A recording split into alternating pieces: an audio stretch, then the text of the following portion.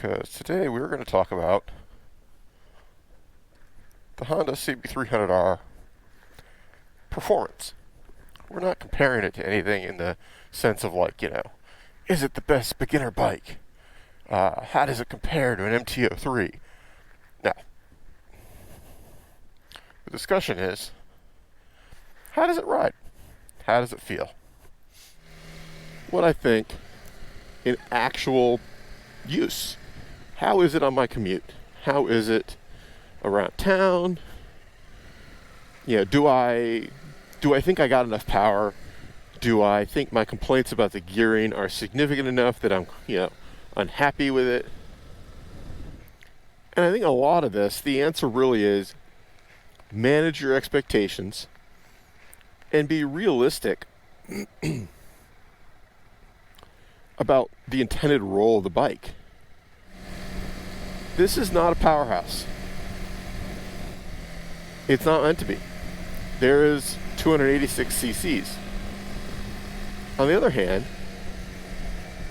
it is perfectly happy to get up and go.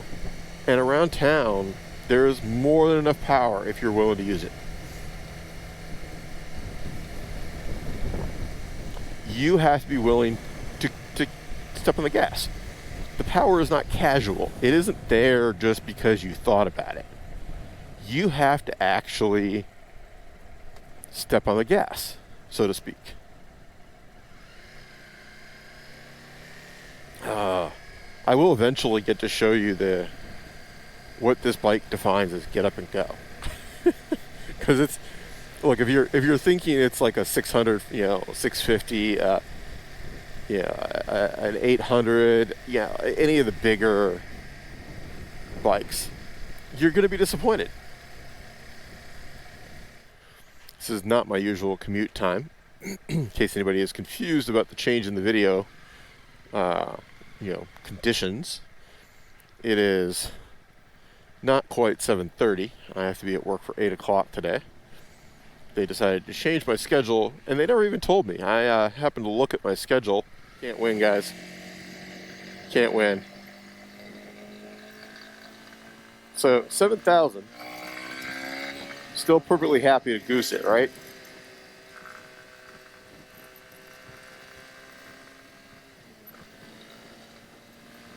There's no reason you can't ride around in this power band. Is it obnoxiously noisy? Well, for a bike this size, yes. The thing to remember is, it might be a naked bike, but it's still a sport bike. I don't know what this dude is doing.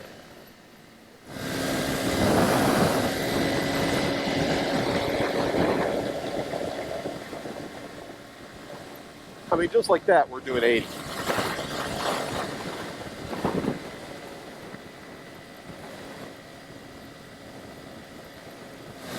You get the idea. Like, no problem here on the highway. Are the RPMs up? Sure. I'm at 8.5, almost. 8.3 maybe. But it does accelerate. Alright, this guy can't make up his mind.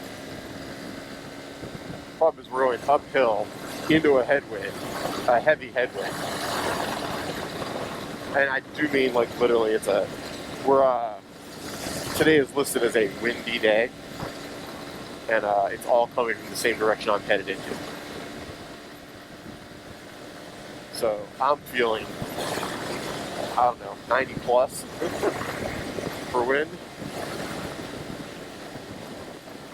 But we're doing 80. And the bike is perfectly happy with that.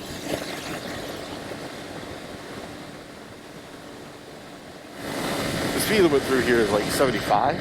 So it's not like I'm excessively speeding. As you can tell, ow, that was a rock to my kneecap. Not wearing the ones with pads today. So yeah, as long as you're willing to use the RPM band, the bike is perfectly happy to handle any normal commuting task. Like, this is not a racer. This is not a high adrenaline get your blood pumping, you know, massive power kind of bike. That's not what it is.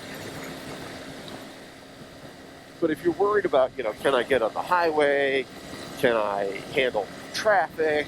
Like, I mean, I'm the fast guy here. I mean, I got a guy behind me who wants to go a little faster, but I could go faster. I just don't want to.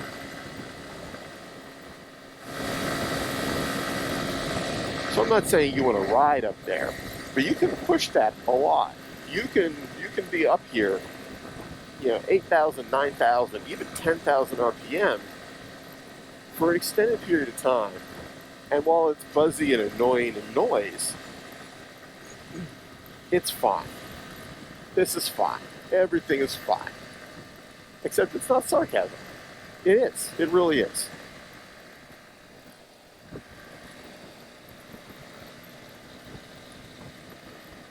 And handling-wise, I freaking love it. It's nimble. It's very light. It is, I mean, the term is flickable, and it really is. Seating position is comfy. I'm leaning in a little bit in order to keep some flex on my arms, but not uncomfortably so.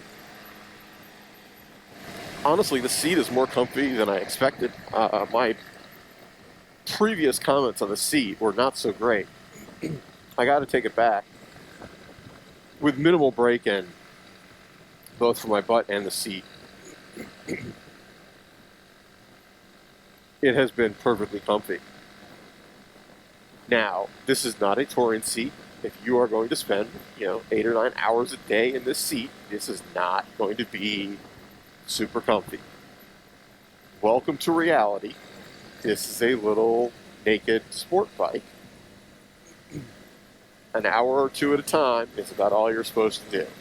Get off the bike, get some coffee, take a piss, put some fuel in it, you know, shake your legs out, shake your arms out, and get back on the bike.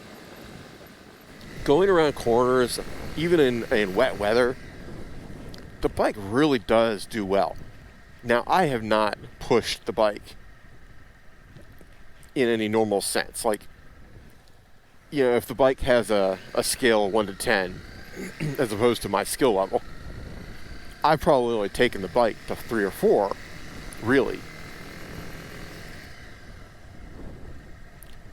But I've also ridden it in pretty nasty weather, cold, wet. The roads down here are shitty when they're wet. I mean, they are really bad in the wet down here.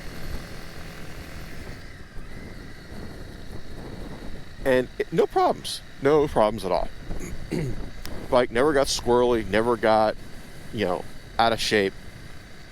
I've really been happy with that.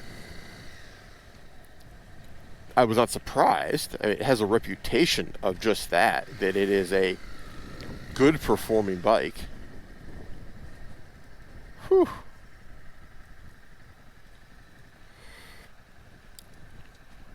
This wind, I mean, look at that.